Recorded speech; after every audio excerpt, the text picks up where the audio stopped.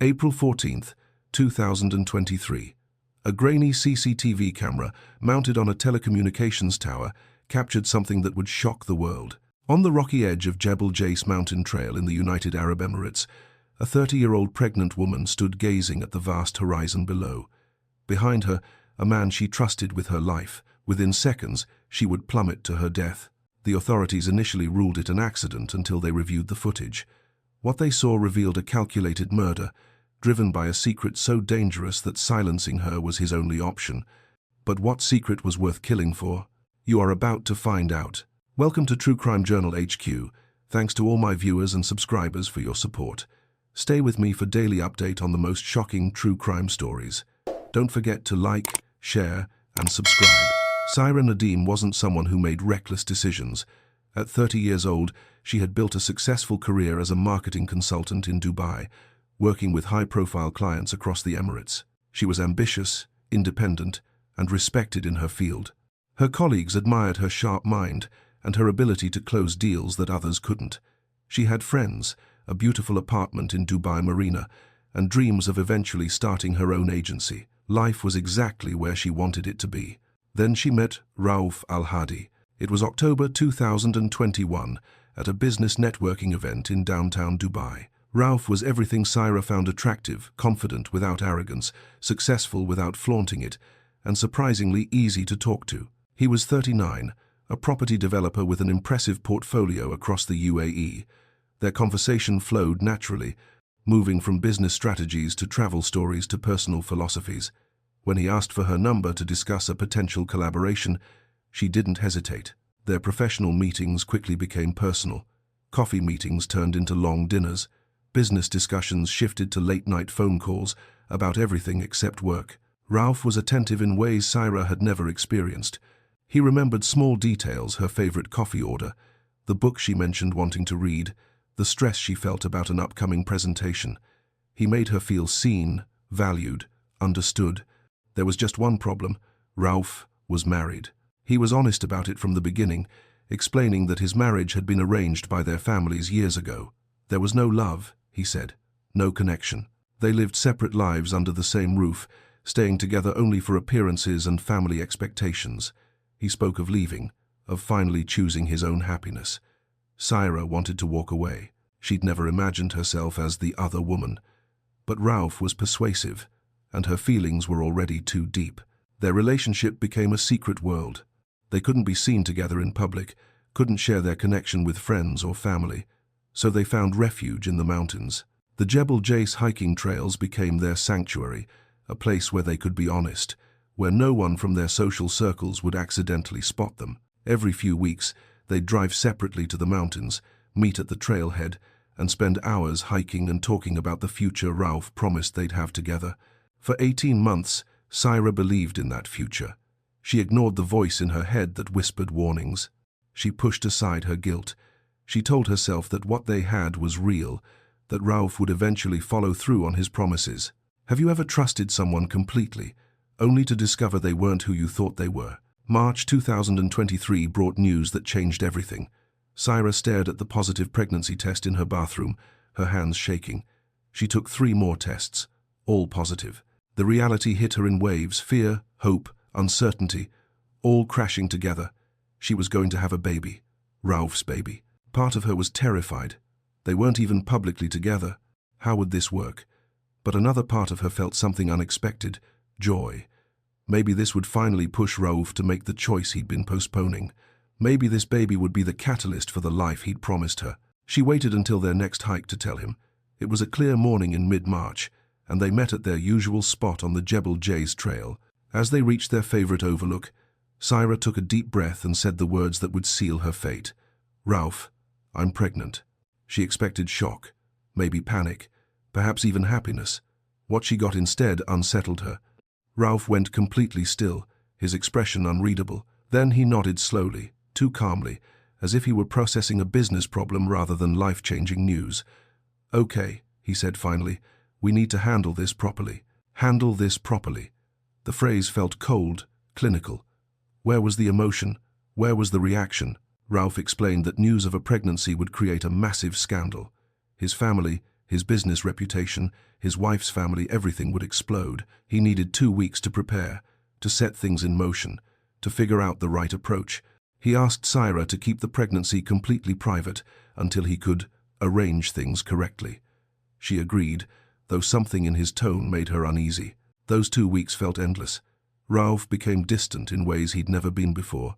Phone calls that used to last an hour became 5-minute check-ins. He cancelled 2 of their planned meetings, citing urgent business matters. When they did talk, he seemed distracted, his mind clearly elsewhere. There was a nervousness about him that Syra had never seen before, a tension in his voice, a quickness in his movements. Syra's friends noticed she wasn't herself. Her best friend, Amira, asked repeatedly if everything was okay. Syra wanted to confide in her, to share the burden of the secret she was carrying, but she'd promised Rauf she'd stay silent. So she lied, said work was stressful, brushed off the concern. At night, alone in her apartment, Syra would rest her hand on her stomach and wonder about the future. She researched baby names. She looked at maternity clothes online. She allowed herself to hope. Syra had no idea these would be the last peaceful days of her life. What would you do if the person you loved suddenly became a stranger? Where are you watching from? Drop your location in the comments below. If you've made it to this point, drop a comment with, "I'm still here." Let's see who's still watching. If you're enjoying this content, like, subscribe, and share it with your loved ones to protect them from the same tragedy happening to them in the future. April 10th, 2023. 4 days before her death, Syra made a decision that would cost her everything. She had a prenatal appointment scheduled for that afternoon and wanted to tell Rauf about it in person. Their communication had been so strained lately that she thought a surprise visit to his office might break through whatever wall he'd built between them. When she arrived at his property development firm in Business Bay, his assistant looked flustered to see her. "I'm sorry, Miss Nadim, but Mr. Al-Hadi isn't here today. He's at his other property." "Other property?" Syra smiled politely. "Oh, which one? I might catch him there." The assistant's face went pale. I'm not supposed to mention that location. I apologize." The exchange lasted only seconds, but it planted a seed of curiosity that quickly grew into something darker. In 18 months together, Rauf had never mentioned another property. She knew about his office, his family home in Emirates Hills, and the investment properties he managed. But a secret location his assistant wasn't supposed to discuss? Syra spent the next hour consumed by questions. She called Rauf. No answer. She texted him. Nothing. Finally, she did something she'd never done before. She checked the shared location feature on his phone that he'd once activated for her in case of emergencies. The pin dropped in Al-Basha at a villa address she didn't recognize. She drove there without fully understanding why. Part of her expected a reasonable explanation. Maybe it was a surprise, a home he was preparing for them. But another part of her, the part that had felt his distance growing, knew something was wrong. The villa was tucked away on a quiet street, unremarkable from the outside. Syra parked down the road and approached cautiously. Her heart pounded as she tried the front door.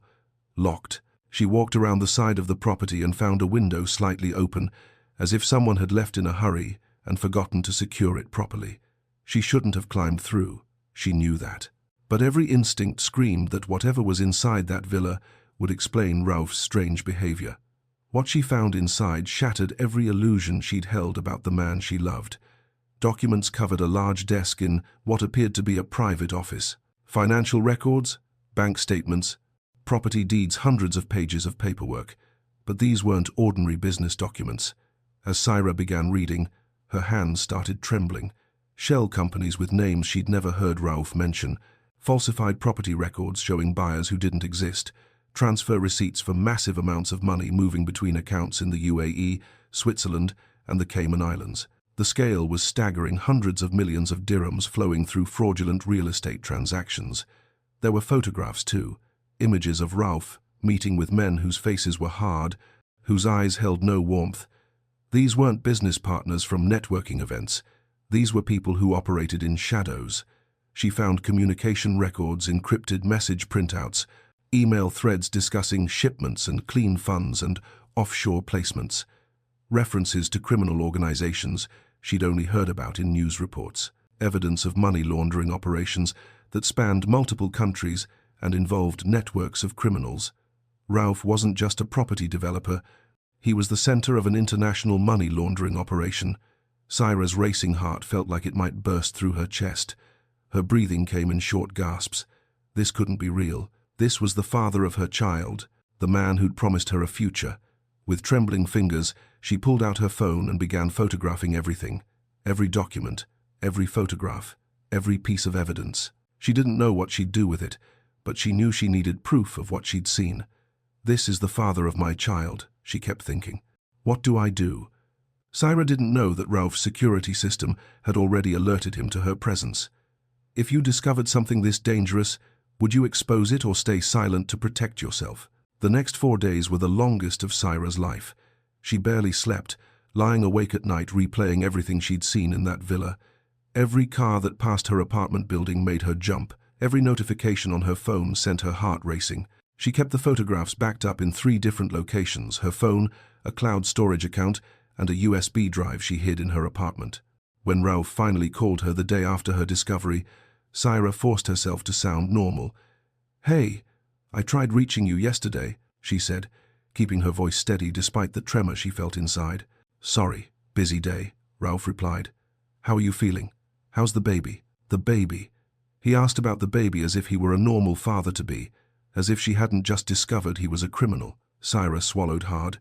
"We're fine. I had a doctor's appointment. Everything's progressing well." They talked for 10 minutes. Saira tried to act like everything was normal, but she could feel herself failing. Her responses were too short, her laughter too forced. She was performing normalcy, and she wasn't good at it. Ralph noticed everything.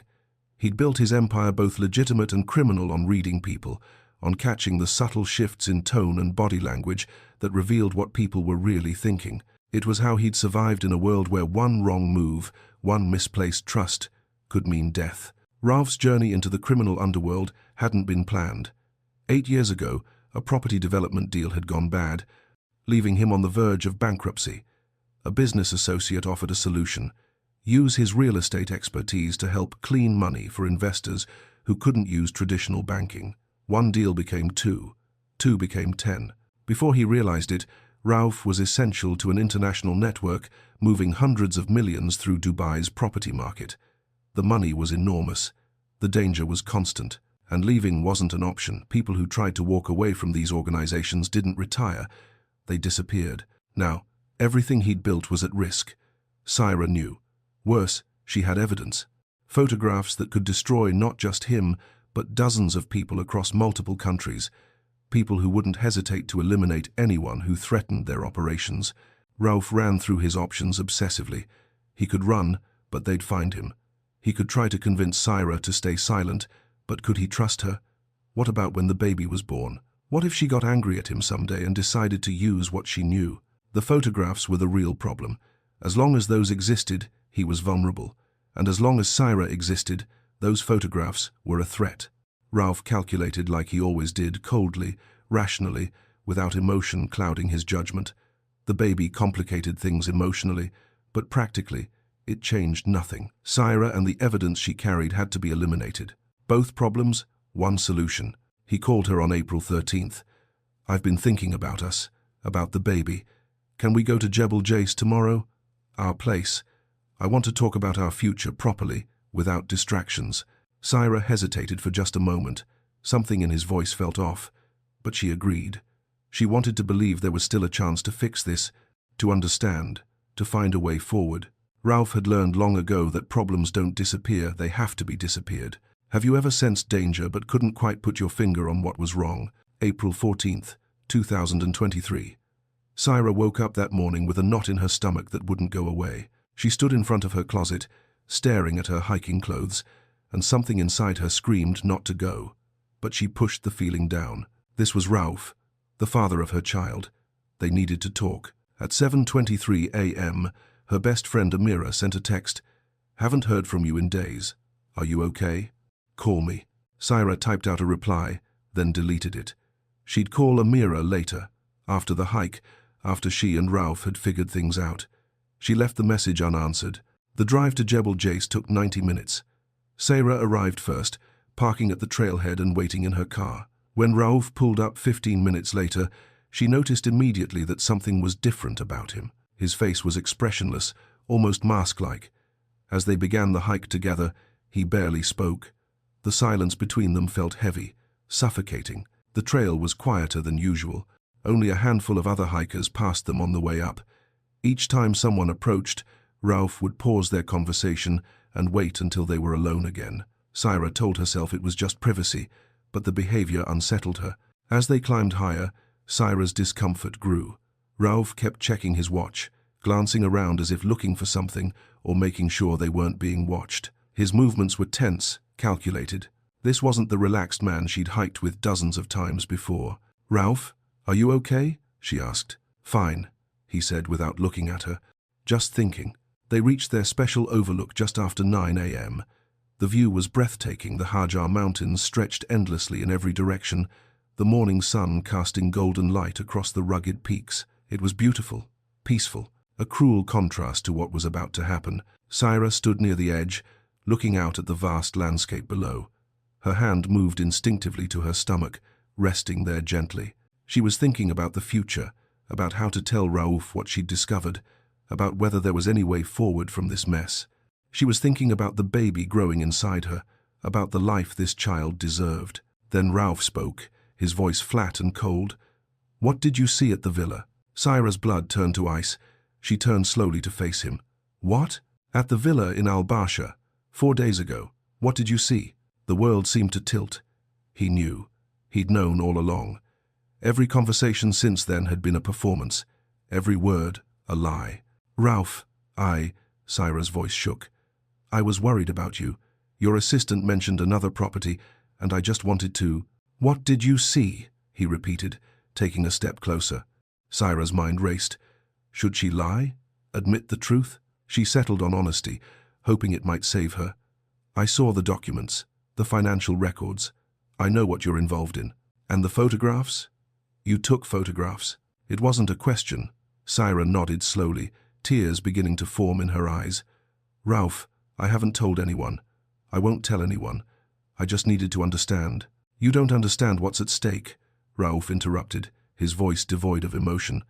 "Those photographs could destroy everything, not just me. People who will kill everyone I've ever known if that information gets out." "I won't say anything." Syra's voice rose with desperation. "I love you. We're having a baby together. I would never—" "I can't take that risk." The words hung in the air for a moment. Then Syra understood.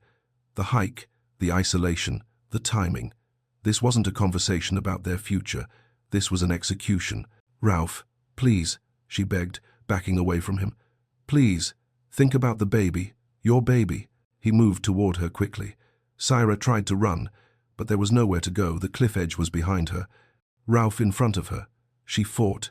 She grabbed at his arms, trying to push him away, screaming for help that wouldn't come. She fought for herself. She fought for her unborn child. She fought for the future they'd never have. But Ralph was stronger, driven by a desperate need to eliminate the threat she represented. His hands found her shoulders. One hard push. Syra's feet lost contact with solid ground. The fall took only seconds. The woman who dreamed of starting her own agency, who'd believed in love and second chances, who'd been carrying new life inside her, gone. Ralph stood at the edge for a moment, breathing hard, staring down at where Syra's body had landed on the rocks below. Then he turned and walked back down the trail, checking his watch again. He had an alibi to establish. Everything that could have been the child's first breath, first steps, first words, erased in a moment of cold calculation. The tragedy wasn't just Syra's death. It was the murder of possibility itself, the destruction of two futures because one man valued his secrets more than human life. Could Syra have done anything differently to save herself? Where are you watching from? Drop your location in the comments below. If you've made it to this point, drop a comment with "I'm still here." Let's see who's still watching.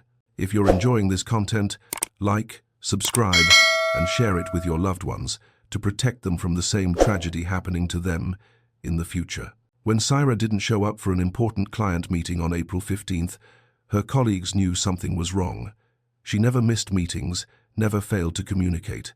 By that evening, when calls and texts went unanswered, her team contacted the police to file a missing person report. Search efforts began immediately. Authorities checked her apartment, contacted her family in Pakistan, and interviewed friends. Her car was found parked at the Jebel Jais trailhead, which directed search teams to focus on the mountain area. 2 days later, on April 16th, a group of hikers made a horrific discovery. Saira's body lay on the rocks below one of the popular overlooks, her phone shattered beside her. The fall had been fatal. Emergency responders recovered her remains and began what they initially believed would be a straightforward investigation into a tragic hiking accident. The police report classified it as accidental death, a pregnant woman who'd lost her footing on a dangerous trail. These incidents happened occasionally in the mountains. Case closed. But Saira's best friend, Amira, refused to accept that explanation. She went to the police station, insisting they look deeper. Saira was an experienced hiker, Amira told the investigators. She'd been hiking those trails for over a year. She knew them well. Then she added the detail that changed everything. She was also in a relationship with a married man. She seemed scared in the days before she died. Amira didn't know the man's name. Saira had never revealed his identity, but the information was enough to make investigators take a second look. Detective Khalid Rahman was assigned to review the case. He examined Saira's recovered phone, which, despite the damage, yielded crucial information. The photographs she'd taken at the villa were stored in her cloud account. As Detective Rahman scrolled through hundreds of images showing financial crimes and criminal networks, he realized this wasn't a simple accident case. Then came the real breakthrough. A junior officer remembered that the telecommunications company had installed a monitoring camera on a tower near that section of the trail 6 months earlier. The camera was meant to track trail usage patterns and identify maintenance needs. The officer pulled the footage from April 14th. The video quality was grainy, the distance significant, but what it captured was unmistakable. 2 people standing at the overlook, a confrontation, a struggle, the man pushing the woman falling, the man calmly walking away. Technical analysts enhanced the footage, zooming in on the man's face and clothing. They ran the image through databases, cross-referenced it with Saira's phone records and location data. The identity came back quickly. Rauf al-Hadi, prominent property developer. On April 20th, 6 days after Saira's murder, police arrested Rauf at his office. He was in the middle of a business meeting when detectives walked in with handcuffs. His face went pale as they read him his rights. Search warrants were executed on all of Rauf's properties within hours. At the Al-Basha villa, investigators found exactly what Saira's photographs had documented evidence of a massive money laundering operation. Hundreds of documents, computer files, and financial records, painting a complete picture of international crime. The investigation quickly expanded beyond Dubai. Interpol was notified. Financial crimes units in Switzerland, the Cayman Islands, London, and Singapore opened parallel investigations. Bank accounts were frozen. Properties were seized. Arrests began happening across multiple countries as the network Rauf had helped build started collapsing. The CCTV camera Rauf never knew existed became his undoing. Do you think justice can ever truly be served in cases like this? The arrest of Rauf al-Hadi made international headlines within hours. Dubai property developer arrested for murder of pregnant mistress dominated news cycles across the Middle East, Europe, and Asia. The story had everything. Media outlets craved wealth, scandal, crime, and tragedy. Rauf's family was devastated. His wife, who'd lived in what she thought was a loveless but stable marriage, discovered simultaneously that her husband had been having an affair, that his mistress was pregnant, and that he was a murderer. She released a brief statement through her lawyer. "I am shocked and horrified by these allegations. I knew nothing of my husband's activities or relationships. My thoughts are with the victim and her family during this terrible time." Rauf's elderly parents refused to believe the charges initially, insisting their son was being framed. But as evidence mounted, even they fell silent, retreating from public view under the weight of shame. The criminal network Rauf had been part of began crumbling rapidly. Investigators in 6 countries made arrests within weeks. In London, 3 real estate brokers were charged with money laundering. In Switzerland, 2 private bankers faced prosecution for facilitating illegal transfers. In Singapore, a shell company director was detained. Each arrest led to more evidence, more connections, more names. Rauf's trial began in September 2023, 5 months after Saira's death. The courtroom was packed with journalists, legal observers, and members of both families. The prosecution's case was devastating in its clarity. Premeditated murder to protect criminal interests. The CCTV footage was shown on the courtroom's large screens. Even in its grainy quality, the violence was undeniable. Several people in the gallery gasped. Saira's mother collapsed in tears and had to be escorted out. Ralph's defense team argued that the video was too unclear to definitively show intent, that perhaps Saira had slipped during an argument.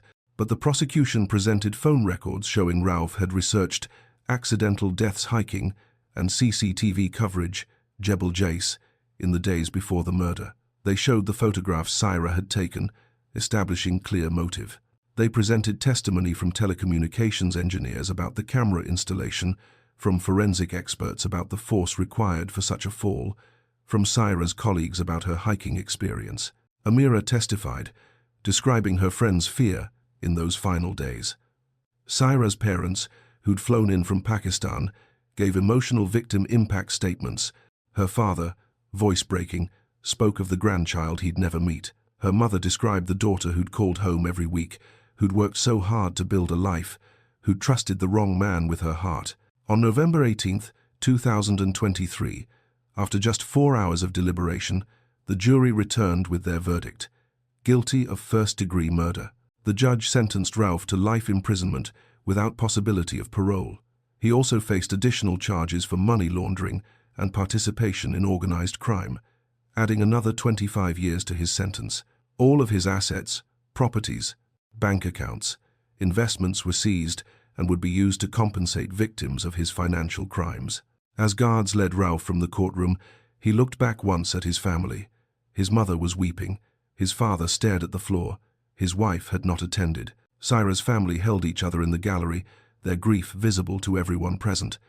Justice had been served legally, but no verdict could return their daughter. No sentence could bring back their grandchild. The life Saira should have lived, the career she should have built, the child she should have raised, the love she deserved to find, all of it was gone forever. The full scope of Rauf al-Hadi's criminal empire emerged through months of international investigation, revealing an operation far more extensive than anyone initially imagined. For nearly 8 years, Rauf had served as a key facilitator in a global money laundering network. His legitimate property development business provided the perfect cover. Criminal organizations from Eastern Europe, Southeast Asia, and the Middle East funneled illegal proceeds through his companies, transforming dirty money into clean real estate assets. The operation worked seamlessly. Drug trafficking profits from Thailand would arrive in fragments through dozens of shell companies. Rauf would use these funds to purchase luxury properties in Dubai, penthouses in Dubai Marina, villas in Palm Jumeirah, commercial buildings in Business Bay. The properties would be held briefly, then sold to other shell companies at inflated prices, creating layers of legitimate-looking transactions. The same strategy played out in London's Canary Wharf and Singapore's Marina Bay, with Rauf coordinating purchases across all 3 cities. Investigators identified 47 individuals involved in the network. Names that appeared on documents Saira had photographed led to arrests spanning 12 countries. Among those charged were members of a Russian organized crime syndicate, a Vietnamese drug cartel's financial officers, and corrupt officials from 3 different governments. The estimated amount laundered through Rauf's network exceeded 800 million dirhams, roughly $220 million US. Hundreds of properties were implicated, many still tied up in legal proceedings years after Rauf's conviction. This context made Saira's discovery catastrophically dangerous. She hadn't just stumbled onto one man's crimes. She'd found evidence that could dismantle an international criminal infrastructure involving dozens of violent criminals. The photographs on her phone represented not just Rauf's destruction, but the exposure of people who'd killed for far less. Rauf's decision to murder Saira wasn't merely self-preservation. He was protecting a network of individuals who would have eliminated him and everyone he loved if that evidence had surfaced. In his mind, he'd already signed his own death warrant the moment Saira entered that villa. Killing her was his only chance at survival. But he'd failed to account for one thing: a camera he never knew was watching. Looking back at Saira's story, we're forced to ask difficult questions. Were there warning signs she missed? Could she have protected herself? The truth is complicated. Some red flags were visible from the beginning: a man who wouldn't leave his marriage despite 18 months of promises, a relationship built entirely in secret, isolated from friends and family oversight. Hidden relationships create dangerous vulnerability. When no one knows who you're with, no one can help when things go wrong. Syra's biggest mistake might have been keeping Ralph's identity secret from everyone, even her closest friends. When Amira sensed something was wrong in those final days, Syra had no one to confide in about what she'd discovered. Isolation became her prison. If she'd told even one person about Ralph, about the villa, about what she'd found, she might still be alive. But other signs were impossible to detect. Ralph's criminal activities were carefully hidden behind legitimate business operations. His charm wasn't manufactured, he was genuinely charismatic. The man Syra fell in love with wasn't entirely fake, he was simply incomplete. She saw the version he wanted her to see. The real lesson here isn't about spotting criminals, it's about understanding how desperation transforms people. Ralph wasn't born a murderer, he became one when protecting his secrets became more important than human life. 8 years of living in fear, of knowing that exposure meant death, had eroded whatever conscience he once possessed. By the time Syra discovered his crimes, he'd already crossed so many moral boundaries that one more, even murdering the mother of his child, felt like simple necessity. Syra's story teaches us that relationships requiring complete secrecy are inherently dangerous. When love exists in shadows, away from the protective eyes of friends and family, we become vulnerable in ways we can't anticipate. The privacy that felt romantic to Syra became the condition that enabled her murder. It also reminds us to trust our instincts. Syra felt uneasy about that final hike. Her body was warning her. She ignored it, hoping for the best. Sometimes, hoping for the best costs us everything. What red flags would you look for in a relationship? How can we better protect ourselves and our loved ones? Where are you watching from? Drop your location in the comments below. If you've made it to this point, drop a comment with, "I'm still here." Let's see who's still watching. If you're enjoying this content, like, subscribe, and share it with your loved ones to protect them from the same tragedy happening to them in the future. Syra Nadim's death was not in vain. Her story sparked conversations across the UAE and internationally about relationship safety, the dangers of secret affairs, and the importance of keeping loved ones informed about our lives. Following her murder, UAE authorities expanded surveillance systems on popular hiking trails, installing additional safety cameras and emergency call stations at remote locations. The telecommunications camera that captured Ralph's crime became a catalyst for broader safety infrastructure improvements. Syra's family, devastated but determined to honor her memory, established the Syra Nadim Foundation for Women's Safety. The organization provides resources for women in vulnerable relationships and advocates for better protection systems for those facing domestic threats. The tragedy extends beyond Syra herself. Somewhere in the evidence, photos and medical reports is a reminder of the child who never got to exist, a baby who would have been born in late 2023, who would have had Syra's smile and perhaps Ralph's dark eyes, a future erased before it could begin. Syra's story forces us to confront an uncomfortable truth. Sometimes the people closest to us hide the darkest secrets. The man who whispered promises of forever was the same man who calculated her death. Trust and danger can wear the same face. What would you have done in Syra's position? If this story touched you, share it to raise awareness. Subscribe for more true crime stories that matter. And remember, trust your instincts, they might save your life.